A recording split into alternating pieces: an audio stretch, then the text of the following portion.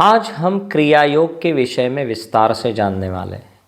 क्रिया योग क्या है, क्रिया योग की उत्पत्ति कैसे हुई, क्रिया योग का उद्देश्य एवं महत्व क्या है, क्रिया योग को किन 5 भागों में बांटा गया है, क्रिया योग के प्रकार या साधन कौन कौन से हैं, क्रिया योग के लाभ कौन कौन से हैं, ये सारी चीज़ें हम आज विस्तार से जानने वाले हैं। अब सबसे पहले हम जानेंगे कि क्रिया योग क्या है।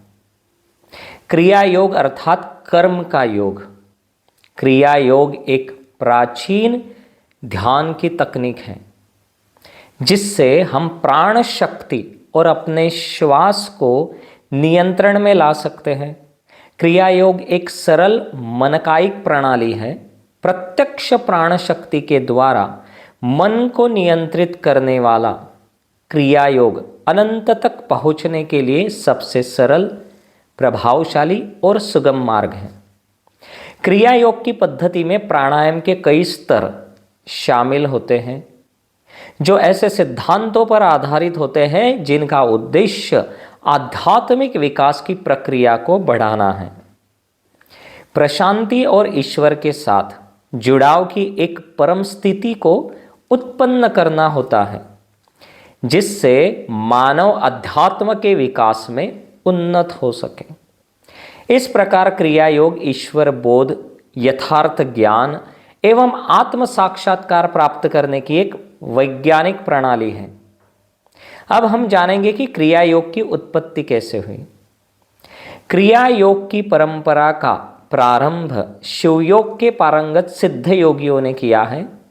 सिद्ध अगस्त और सिद्ध बोधनाथ की शिक्षाओं को संक्षिप्त में कर क्रिया योग के वर्तमान रूप का गठन किया गया है।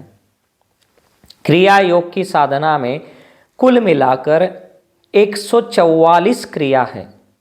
क्रिया योग आसन, प्राणायाम, ध्यान, भक्ति एवं मंत्र के अभ्यास में जागरूकता को शामिल करता है।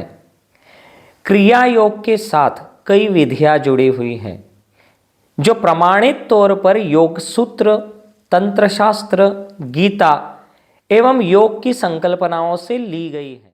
अब हम जानेंगे कि क्रिया योग का उद्देश्य एवं महत्व क्या है। महर्षि पतंजलि ने साधन पाद के दूसरे सूत्र में क्रिया योग का उद्देश्य बताया है। क्रिया योग साधक को समाधि की सिद्धि प्रदान करने वाला तथा पंच क्लेशों को क्षीण करने वाला है। महर्षि पतंजलि का मानना है कि मनुष्य के पूर्व जन्म के संस्कार आने वाले समस्त जन्मों में अपना प्रभाव दिखाते हैं। इनका परिणाम मनुष्य को हर जन्म में भोगना पड़ता है। क्रिया योग से यह क्लेश क्षीण होने लगते हैं। क्लेशों के क्षीण होने से ही मन स्थिर हो पाता है। पंच क्लेश यदि तीव्र अवस्था में है तब उस स्थिति में समाधि की भावना नहीं हो सकती है। इन परेशानियों को पूरी तरह से दूर किए बिना क्रिया योग की साधना नहीं की जा सकती। यदि साधक यह करने में कामयाब होते हैं तो मोक्ष प्राप्ति के मार्ग पर साधक आगे बढ़ सकता है। क्रिया योग की साधना से समाधि की योग्यता आ जाती है।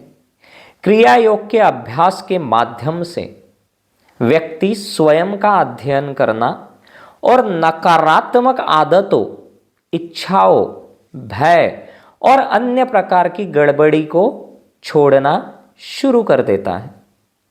व्यक्ति धीरे धीरे शांति और आनंद से भर जाता है और एक नए आंतरिक साक्षी परिप्रेक्ष्य में खुद को स्थापित करता है। जैसे ही कोई व्यक्ति पुराने अहंकारी दृष्टिकोण को छोड़ देता है, उसका व्यक्तित्व रूपांतरित हो जाता है और वह स्वयं को प्रेम के साधन और एक श्रेष्ठ रचनात्मक बुद्धि के रूप में अनुभव करना शुरू कर देता है जो दूसरों को खुशी देने और दुनिया को एक बेहतर जगह बनाने में लगा हुआ है। अब हम जानेंगे कि क्रिया योग को किन 5 भागों में बांटा गया है। क्रिया हठ योग। क्रिया हठे योग पहला उद्देश्य गहन शारीरिक और मानसिक विश्राम है। इनमें विश्राम के आसन, बंध और मुद्रा सम्मिलित हैं। 18 आसनों की एक श्रृंखला तैयार की है, जिन्हें 2 आसन के युगल में करना सिखाया जाता है। आसन से शरीर अनेक विकारों और अनियमितताओं से मुक्त हो सकता है। आसन की विविधता शरीर में लचीलापन, हल्कापन और उछाल प्रदान करती है। इनके अभ्यास से नाड़ी एवं ऊर्जा केंद्रों के जागरण के साथ साथ उत्तम स्वास्थ्य की प्राप्ति होती है। हमारी संभावित शक्ति और चेतना जागृत होती है। अपने शरीर की देखभाल मात्र शरीर के लिए नहीं, बल्कि इसे ईश्वर का वाहन अथवा मंदिर समझकर की जाती है। दूसरा भाग है क्रिया कुंडलिनी प्राणायाम। क्रिया कुंडलिनी प्राणायाम तंत्रिका तंत्र के सूक्ष्म महत्वपूर्ण भागों से अधिक सीधे संबंधित है। प्राणायाम का पहला उद्देश्य तंत्रिका तंत्र को शुद्ध करना और सभी तंत्रिकाओं और सूक्ष्म ऊर्जा चैनल के माध्यम से बिना किसी रुकावट के जीवन ऊर्जा का संचार करना है। ये प्राणायाम सुषुम्ना को जागृत करेंगे और इसके माध्यम से सुषुप्त कुंडलिनी को जागृत कर उसकी स्वप्नातीत शक्ति को मेरुदंड में अवस्थित 7 चक्रों से प्रवाहित करेंगे।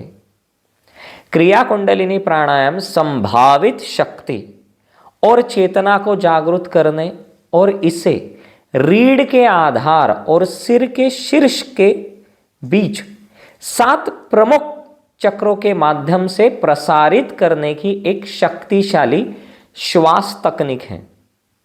यह प्राणायाम 7 चक्रों से जुड़ी गुप्त क्षमताओं को जागृत करता है और व्यक्ति को अस्तित्व के सभी 5 स्तरों पर गतिशील बनाता है।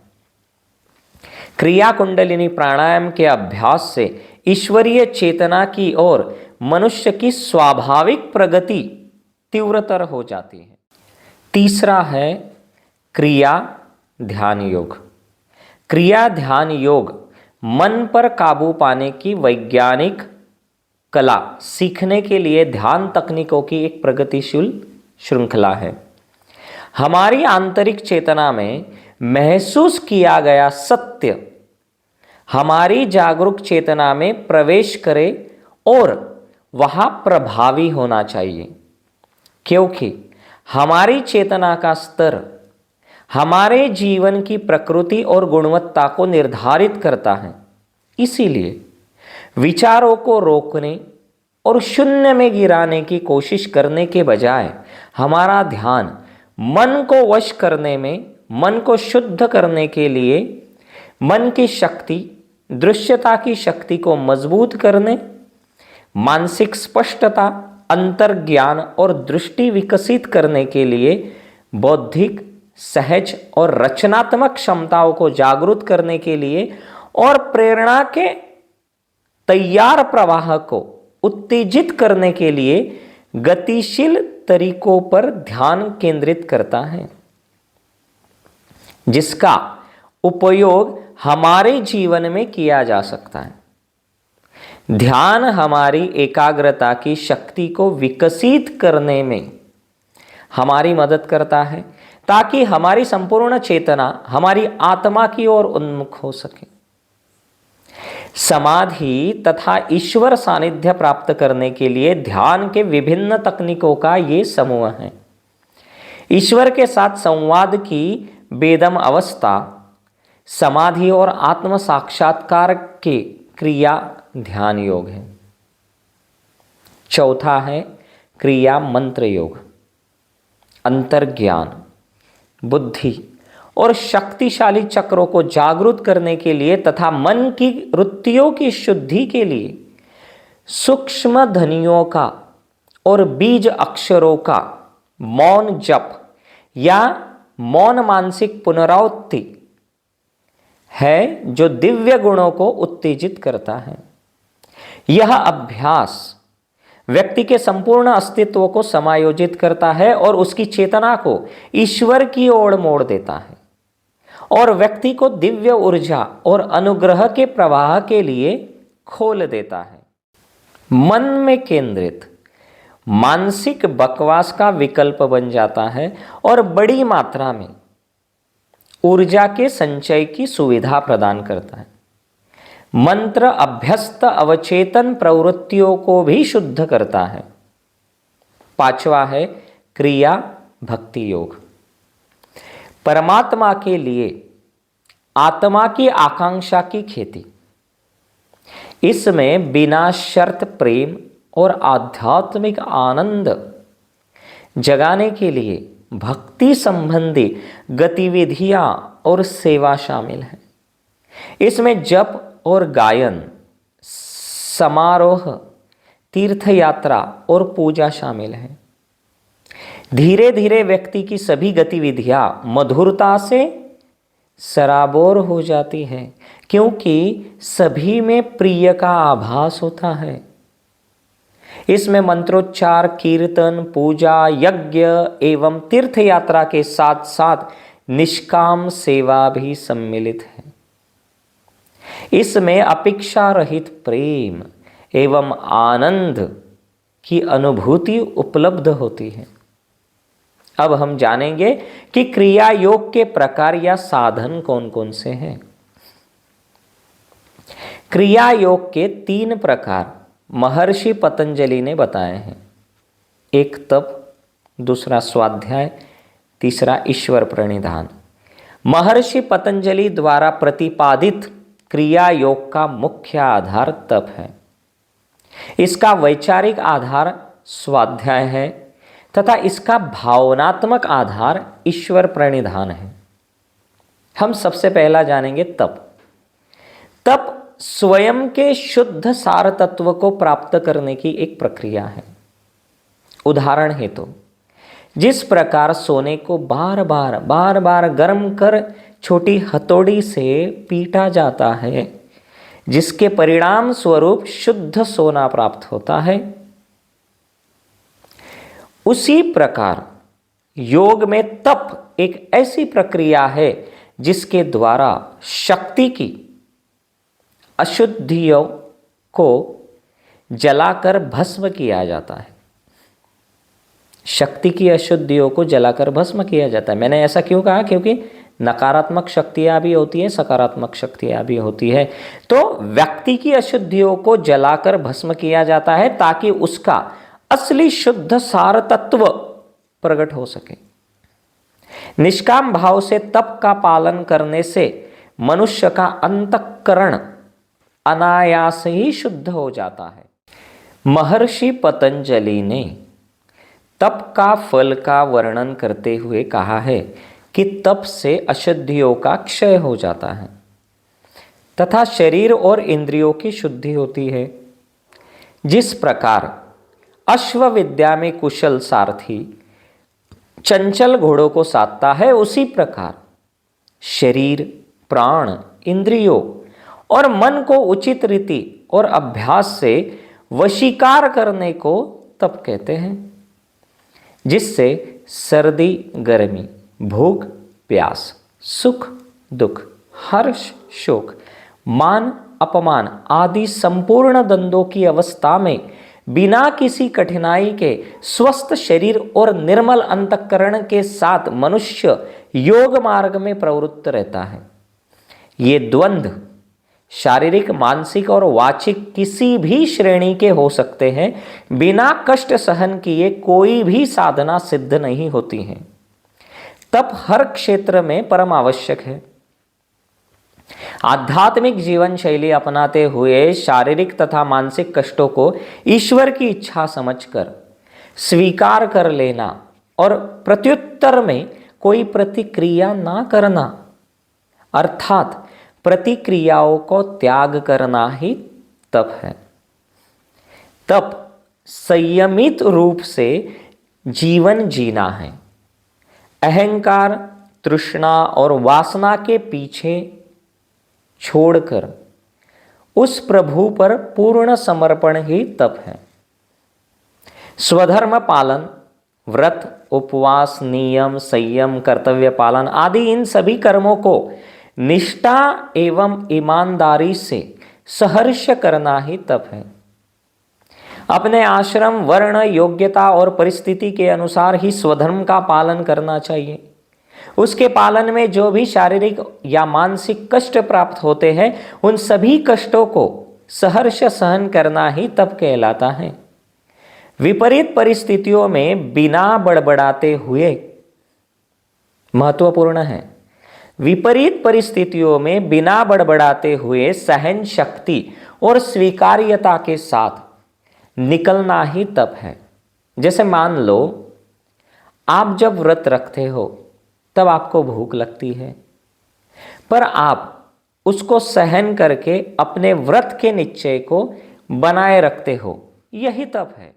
या जैसे मान लो आपको व्यायाम या कसरत करने में कुछ भी मज़ा नहीं आता और फिर भी आप उसे सहन शक्ति के साथ लगातार करते हैं, यही तप है। जो भी आपके लिए आसान नहीं है उसे भी इच्छापूर्वक करना तप है। तप आपको मजबूत बना देता है, तप हमारे तंत्र प्रणाली की शुद्धि कर देता है और उन्हें बल प्रदान करता है। तप का उद्देश्य ही है शुद्धता एवं शक्ति। परंतु तप से किसी भी व्यक्ति में बड़ा अहंकार उपज सकता है। दुर्भाग्यवश लोग सोचते हैं कि वो बहुत अधिक तप करके कुछ महान काम कर रहे हैं। यदि किसी को बहुत लंबे समय तक व्रत रखना पड़ रहा है तो इसका अर्थ है कि उसके भीतर बहुत सारी अशुद्धियां रही होंगी। ज़्यादा अशुद्धि ज़्यादा तप। तप को ज़रूरत से ज़्यादा गौरवान्वित करना अहंकार का मार्ग है। मैंने बहुत पूजा पाठ किया है, बहुत ध्यान किया है, बहुत व्रत किया है, इस तरह की सोच आपको अहंकार से भर देती है। इसीलिए तप के तुरंत बाद स्वाध्याय मतलब स्वयं का अध्ययन करना जरूरी होता है। यह देखना कि हम तप क्यों कर रहे हैं, केवल दिखावे के लिए या खुद को शुद्ध करने के लिए। संसार में जो भी कार्य दुसाध्य है, अति दुष्कर है, कठिन से कठिन जान पड़ता है, ऐसे दुसाध्य कार्यों को एकमात्र तप के द्वारा ही अनायास सिद्ध किया जा सकता है। शास्त्रों में तप को मोक्ष प्राप्ति का साधन कहा गया है।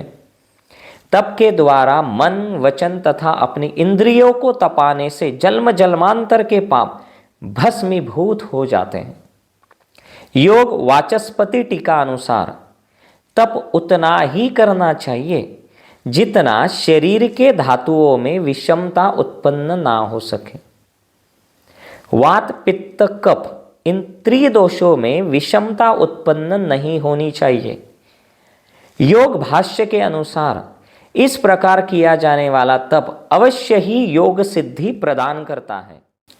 वर्तमान जीवन में तप का अत्यंत महत्व है, क्योंकि तप मनुष्य को कर्म करने के लिए प्रेरित करता है, जिससे मनुष्य कर्मयोगी बनता है। कर्मयोगी ही कर्मों को कुशलता पूर्वक कर सकता है। अतः कर्मों में कुशलता लाने के लिए तप नितांत आवश्यक है। तप 3 प्रकार का होता है। शारीरिक मतलब शरीर के लिए, वाचिक मतलब शब्दों के लिए, मानसिक या मानस मतलब मन के लिए। पहला शारीरिक तप अर्थात देवता, गुरु, ज्ञानीजन और ब्राह्मणों का पूजन, पवित्रता, सरलता, ब्रह्मचर्य और अहिंसा से करना शरीर संबंधी तप है। महर्षि पतंजलि के अनुसार आसन, प्राणायाम, यथा योग्य आहार विहार, निद्रा, संयम, यथा योग्य कर्म आदि शारीरिक तप के अंतर्गत आते हैं। दूसरा वाचिक तप मन को उद्विग्न न करने वाले प्रिय तथा हितकारक वचनों और स्वाध्याय के अभ्यास को वाचिक तप कहते हैं। मीठे शब्द, सत्य तथा हितकारी वचन, अच्छे और प्रेरणादायी वाक्य आदि भी वाचिक तप के अंतर्गत आते हैं। तीसरा है मानस तप। मन की प्रसन्नता, शांत भाव, भगवत चिंतन करने का स्वभाव, मन का निग्रह और अंतःकरण के भावों की भली भांति पवित्रता, इस प्रकार यह मन संबंधित तप कहा जाता है। मानसिक तप की यह स्थिति निश्चित ही पूर्वोक्त वर्णित शारीरिक वाचिक तपों के उपरांत अधिक आसान हो जाती है। वास्तव में शारीरिक, वाचिक और मानसिक या मानस तप एक साथ ही किए जाते हैं। इन तीन तप के भी तीन और भेद किए गए हैं: सात्विक, राजसिक और तामसिक। सात्विक तप मनुष्य का फल की आशा से रहित निष्काम भाव से परम श्रद्धा के साथ तथा योग युक्त होकर शारीरिक तप, वाचिक तप और मानस तप, इन तीनों प्रकार के तपों को एक साधक की भांति करना ही सात्विक तप कहलाता है। दूसरा है राजसिक तप। चंचल और अस्थिर होकर मान सम्मान, सत्कार, पूजा अथवा पाखंड पूर्वक किया गया तप राजस तप कहलाता है। तामसिक तप, जो तप मूढ़ता पूर्वक हठ से मन, वाणी और शरीर की पीड़ा से सहित अथवा दूसरों का अनिष्ट करने के लिए किया जाता है, वह तप तामस तप कहा जाता है। दूसरा है स्वाध्याय। स्वाध्याय का अर्थ है अपने आप को देखना, अपने आप को परखना। स्वाध्याय पद के दो भाग होते हैं, स्व और अध्याय या अध्ययन। स्वाध्याय का तात्पर्य स्वयं का अध्ययन करना है, आत्म विषयक चिंतन व मनन करना, तत्संबंधी श्रेष्ठ ग्रंथों का अध्ययन करना। परंतु मात्र अध्ययन करने को ही स्वाध्याय नहीं कहा जा सकता जब तक कि उस पढ़े हुए, अध्ययन किए हुए का चिंतन मनन न किया जाए। अध्ययन किए हुए शास्त्र पर चिंतन मनन कर, चरित्र में उतार कर, विवेक ज्ञान जागृत कर, परमेश्वर के चरणों में प्रीति कर, भगवत भक्ति जागृत हो, यही स्वाध्याय है। अधिकतर आपको स्वयं ही नहीं पता होता कि आपको क्या क्या चाहिए, क्योंकि अपने भीतर आप कभी भी नहीं देखते हैं। आपने अपने भीतर कभी अपने आप को देखा ही नहीं होता है। आप आते जाते विचारों, इच्छाओं और भावनाओं से बहकते जाते हैं। आपकी इच्छाएं भी आपकी स्वयं की नहीं होती हैं। अधिकतर आप जो स्वयं चाहते हैं उन सब के पीछे आप स्वयं नहीं होते हैं, बल्कि आप दूसरों लोगों के अनुसार चीज़ों के पीछे दौड़ते हैं। दूसरे लोग इसके बारे में क्या कहेंगे, दूसरे लोग इसके बारे में क्या सोचेंगे, दूसरे लोग क्या करेंगे, उसके अनुसार आप अपनी प्राथमिकताएं तय करते हैं। आप कहीं कुछ गलत खा लेते हैं, सुन लेते हैं, देख लेते हैं। ऐसा कुछ भी भोजन, संगति, कुछ देखा या सुना आपके भीतर एक इच्छाओं का झंझावात ले आता है और आप उसी झंझावात को ही अपना स्वरूप समझ बैठते हैं। इसीलिए अधिकतर इच्छाओं की पूर्ति के उपरांत भी आप प्रसन्न नहीं होते हैं। सोचिए, आप प्रसन्न नहीं होते, अथवा इच्छाओं की पूर्ति भी आपको कोई लंबे समय तक रास नहीं आती है। कुछ दिनों में ही वह भ्रम टूट जाता है और फिर आप आश्चर्य करते हो कि आप इस चक्कर में पड़े ही क्यों। कभी कभी तो आप यह भी मानने लगते हैं कि वास्तव में आप यही चाहते थे, इसीलिए यह सब हो रहा है। आप अपने शरीर को शुद्ध कर लेते हो, परंतु क्या आप अपने शरीर को ही अपना मानते हो? क्या आप केवल शरीर मात्र ही हो? आप अपने मन को हल्का कर लेते हो, परंतु क्या आप केवल मन ही हो? क्या आप केवल विचार हो? क्या आप केवल भावनाएं हो? वास्तव में आप हो क्या? यही जानना स्वाध्याय है। यही जानना स्वाध्याय है।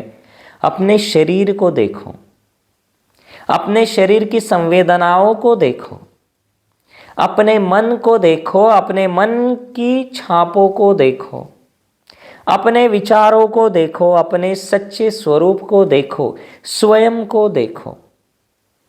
यही स्वाध्याय है। अपने किसी भी कार्य के पीछे के उद्देश्य को देखना भी स्वाध्याय है, परंतु स्वाध्याय का अर्थ मात्र इतना न होकर अत्यंत व्यापक है। एक अन्य अर्थ के अनुसार वेद, उपनिषद, दर्शन, पुराण आदि मोक्ष शास्त्रों का तथा विवेक ज्ञान प्रदान करने वाले सांख्य, योग, आध्यात्मिक शास्त्रों का गुरु, आचार्य या अन्य विद्वानों से नियम पूर्वक अध्ययन करना तथा अन्य सभी के साधन जो विवेक ज्ञान में सहायक हैं, जैसे अन्य धर्म ग्रंथ, श्रेष्ठ पुस्तकें आदि का अध्ययन, मनन भी स्वाध्याय कहलाता है। श्रेष्ठ साहित्य की प्रकाश में आत्म अनुसंधान की ओर गति ही स्वाध्याय है। एक अन्य अर्थ के अनुसार भी स्वाध्याय ध्यान की स्थिति में अपने स्वरूप का ध्यान करना, उस ईश्वर का ध्यान कर उसके मंत्रों का जप करना भी स्वाध्याय ही है। योग शास्त्र में वर्णन मिलता है, प्रणव मंत्र का विधि पूर्वक जप करना तथा गुरु मुख से वैदिक मंत्रों का श्रवण करना भी स्वाध्याय है। योग भाष्य में महर्षि व्यास जी ने भी स्वाध्याय का वर्णन करते हुए लिखा है, मोक्ष प्राप्ति के लिए जो शास्त्र सहायक हो उन शास्त्रों का अध्ययन करना तथा उन्हें अपने आचरण में, अपने जीवन में उतारना ही स्वाध्याय है। स्वयं को समझना, अपने गुण अवगुण को बनाए रखना और आत्म तत्व की प्राप्ति ही स्वाध्याय का उद्देश्य है। स्वयं का मनन चिंतन करने से अपने अंदर के विकारों का पता लगता है।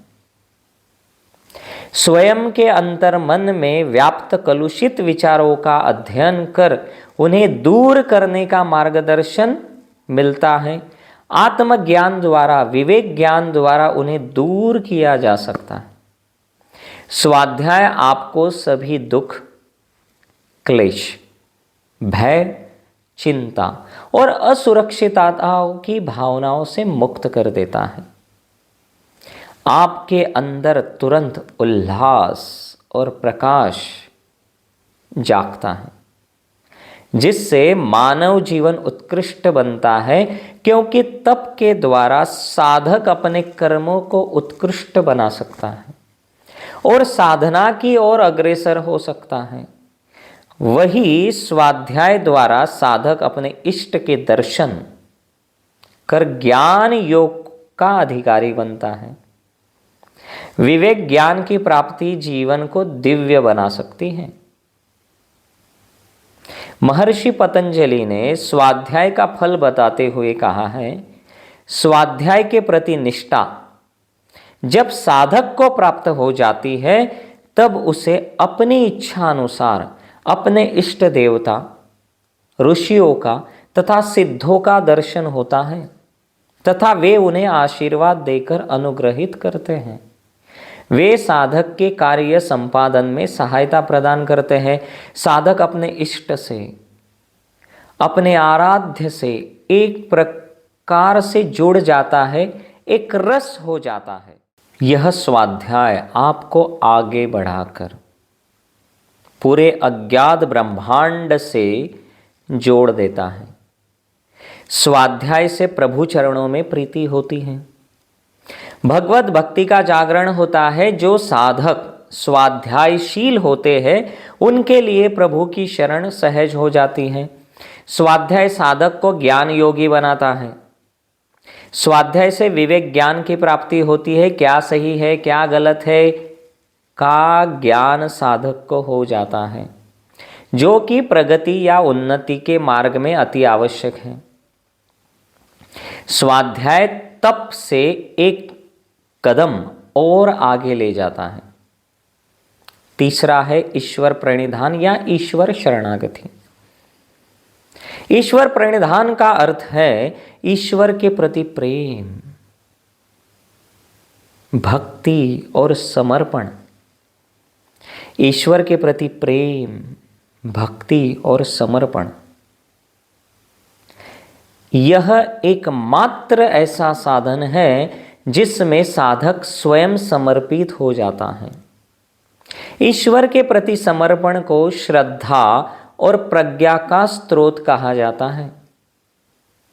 ईश्वर के प्रति समर्पण एक ऐसी जागृति है, एक ऐसा बोध है जिसमें अपना अस्तित्व समाप्त कर उस परमात्मा के अस्तित्व में विलीन हो जाना, परमात्मा के अस्तित्व का भान हो जाना। जब यह ज्ञान प्राप्त हो जाता है तब सारे अंधकार का नाश हो जाता है और सर्वत्र परमात्मा का ही प्रकाश दिखाई देता है। तब यह अनुभूति होती है कि सब कुछ ईश्वर ही है। जो भी सब मैं हूं वह भी ईश्वर ही है। ईश्वर सर्वशक्तिमान और सर्वोपरि है और मैं कुछ भी नहीं। यह शरीर और पूरा ब्रह्मांड ईश्वर का ही तो है। यह मन भी ईश्वर का ही है। यह मन और इसके सारे द्वंद्व भी ईश्वर के ही हैं। यह मन और इसकी सुंदरता भी ईश्वर की ही है। यह बुद्धि और इसके अंदर का ज्ञान भी ईश्वर ही है। इस तरह का समर्पण ही ईश्वर प्रणिधान है। ईश्वर को अपने शरीर का एक एक अंग अर्पण कर दो। जीवन के प्रत्येक क्षण को अर्पण करो। हर श्वास, हर विचार, हर भावना, प्रत्येक संकल्प, हर कर्म, चाहे अच्छा हो या बुरा, जैसा भी हो, सब कुछ अर्पण कर दो। अपने सभी भावनाओं को, अपनी सभी वासनाओं को, दुर्गुणों को और जो भी तुम अपने आप में बुरा समझते हो उन सबको भी अर्पण कर दो। जो भी तुम्हारे अंदर नकारात्मक है और जो भी तुम्हारे अंदर सकारात्मक है उन सभी को अर्पित कर दो। नकारात्मकता को अर्पण कर देने से तुम मुक्त हो जाओगे और सकारात्मकता को अर्पण कर देने से तुम अहंकार से मुक्त हो जाओगे। तुम्हें अहंकार नहीं होगा। चित्त की सारी वृत्तियां समाप्त हो जाती है। यह केवल आपके ऊपर ही है कि आप सब कुछ समर्पित करते हो या नहीं करते हो। आप ईश्वर से सामीप्य महसूस करते हो या नहीं करते हो। आपके स्वयं के मन के अलावा और कुछ ऐसा है ही नहीं जिससे आप यह यकीन करें या आपको यकीन हो जाए कि आप ईश्वर के प्रिय हो। आप ऐसा महसूस करने लगो कि आप ही ईश्वर के निकटतम हो। आप ही हो, बस आप ही हो। और फिर वैसा ही होने लगेगा। जैसे आप बीज डालोगे वैसा ही घटने लगेगा।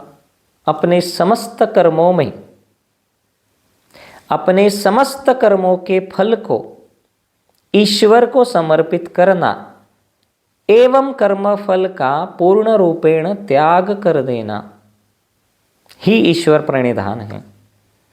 जब आप अपने कर्म फल का त्याग करते हैं तो निश्चित रूप से आप जो भी कार्य करते हैं वह स्वार्थ रहित, पक्षपात रहित कार्य करते हैं। आपका चित्त निर्मल हो जाता है, एकदम निर्मल हो जाता है। आपके मन में राग द्वेष जैसी भावनाएं जागृत ही नहीं होती, जागृत ही नहीं होती। अनन्य भक्ति भाव से ईश्वर का मनन चिंतन करना, अपने आप को पूर्ण रूपेण ईश्वर को समर्पित कर देना ही ईश्वर प्रणिधान है। ईश्वर प्रणिधान ईश्वर की एक विशेष प्रकार की भक्ति है जिसमें भक्त शरीर, मन, इंद्रिय, प्राण आदि तथा उसके समस्त कर्मों को उसके फलों सहित अपने समस्त जीवन को ईश्वर को समर्पित कर देता है। इस भक्ति विशेष के कारण समाधि का मार्ग कंटक विहीन हो जाता है। सारी बाधाएं, सारे विघ्न नष्ट हो जाते हैं, सभी अशुद्धियों का नाश हो जाता है। इन अशुद्धियों में अंतराय व सहविक्षेप ऐसे दो प्रकार होते हैं। आपके समस्त दुखों और क्लेशों का अंत हो जाता है। ईश्वर की विशेष अनुकंपा प्राप्त होती है और साधक को योग सिद्धि प्राप्त होती है।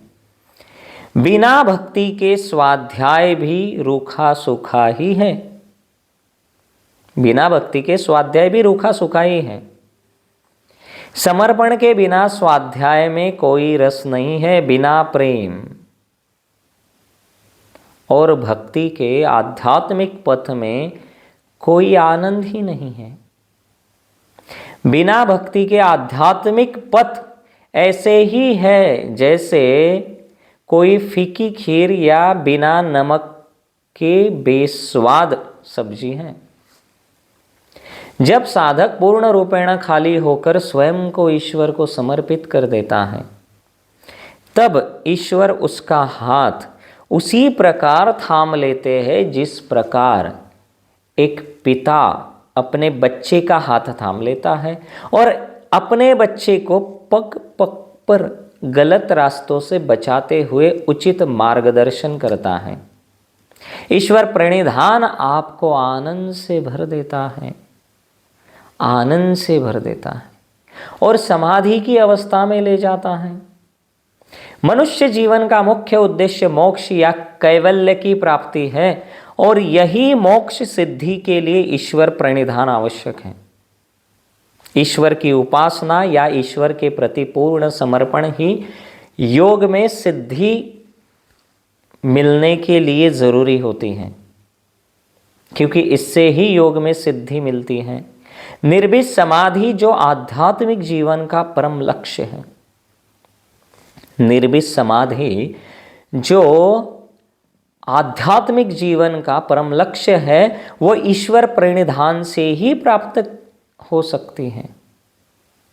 क्रिया योग का उत्कर्ष ईश्वर प्रणिधान है। तप वास्तव में शरीर, मन, वाणी, विचारों का सही सामंजस्य है जो कि तत्व को जानने में सीढ़ी का कार्य करता है। स्वाध्याय अर्थात जागरूक होना, अपने आप के विचारों और भावनाओं के प्रति जागरूक होना। ईश्वर प्रणिधान अर्थात ईश्वर के प्रति श्रद्धा भाव और आस्था। तप, स्वाध्याय, ईश्वर प्रणिधान, यही क्रिया योग है। तप, स्वाध्याय, ईश्वर प्रणिधान, यही क्रिया योग है। इन्हीं तीनों से ही क्रिया योग घटित होता है। समाधि और समता के लिए मार्ग प्रशस्त होता है।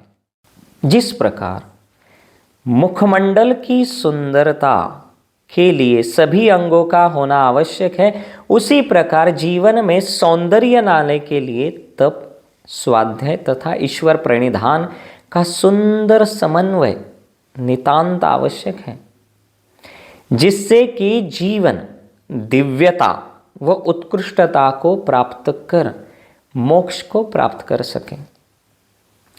अब हम जानेंगे कि क्रिया योग के लाभ कौन कौन से हैं। वैसे तो क्रिया योग के कई सारे लाभ हैं। क्रिया योग के अभ्यास से साधक के रोग प्रतिरोधक क्षमता में वृद्धि होती है।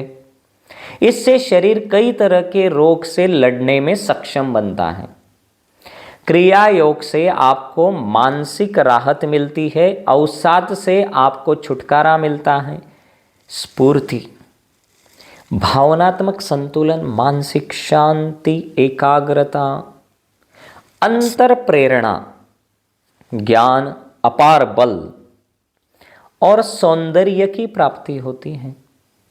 समस्याओं एवं बुरी आदतों पर विजय प्राप्त होता है। क्रिया योग में सिखाए गए आसन, प्राणायाम, मंत्र और ध्यान के अभ्यास से साधक की ऊर्जा और सजगता प्रखर होती है और इसी कारण साधक हर एक परिस्थिति में कुछ सीखने का और विकास का अवसर देखता है। क्रिया योग के अभ्यास से साधक अपने आत्मा को साध लेता है। इसके साथ ही वह अपने ज्ञानेंद्रियों को साधने में भी कामयाब होगा। साधक परम सत्य को जानने में सक्षम होता है, मोह माया से परे हो जाता है, परमात्मा में ध्यान लगाने में सामर्थ्यवान बनता है, उसे सिद्धि मिलती है। साधक शारीरिक बंधन से मुक्त होकर आत्मा और परमात्मा में भेद कर पाता है। क्रिया योग से ईश्वर का निरंतर सानिध्य प्राकर साधक आस्था, विनय एवं भक्ति से परिपूर्ण हो जाता है। वह ईश्वर को ही भजता है, ईश्वर का ही ध्यान करता है, ईश्वर से ही किसी प्रिय सखा की तरह बात करता है और ईश्वर के ही वचन सुन पाता है। अपनी उपलब्धियों का भी श्रेय वह स्वयं नहीं लेता है और सब कुछ करने वाला महान कर्ता ईश्वर के प्रति कृतज्ञ रहता है। सब कुछ ईश्वर के चरणों में समर्पित कर देता है। व्यक्तित्व का समग्र विकास होता है। क्रिया योग साधक को उसके जीवन का उद्देश्य प्राप्त करने में सहयोग करता है। साथियों, आज मैंने आपको क्रिया योग के विषय में एक विशेष मार्गदर्शन किया है। क्रिया योग के विषय में और भी विस्तार से जानने के लिए आप मेरे आने वाले सभी वीडियो ज़रूर देखें और इस वीडियो को आप क्रिया योग के विषय में जागरूकता लाने के लिए ज़्यादा से ज़्यादा लोगों तक पहुंचाएं। क्रिया योग के माध्यम से आप मोक्ष की प्राप्ति कर सकते हैं, असंभव कार्यों को भी संभव बना सकते हैं। इसीलिए आप सभी लोग आज से ही क्रिया योग को अपनाएं और अपने जीवन को आसान और सरल बनाएं। अपनाएं योग, रहे निरोग। शुभम भवतु।